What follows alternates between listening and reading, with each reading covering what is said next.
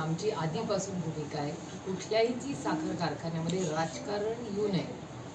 तो हा शेतकऱ्यांचा प्रश्न आहे, हा काही राजकीय विषय नाही.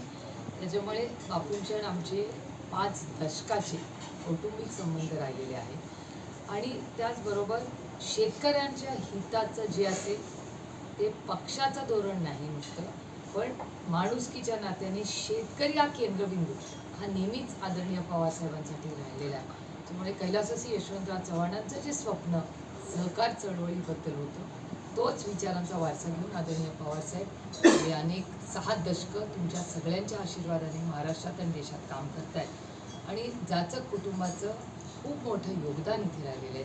ह्या सगळ्याची सुरुवात ही जाचक कुटुंबाने केली. त्याच्यामुळे आज बापू तिथे त्यांनी जबाबदारी घ्यावी अशी आमच्या सगळ्यांचीच त्यांना विनंती राहिलेली आहे.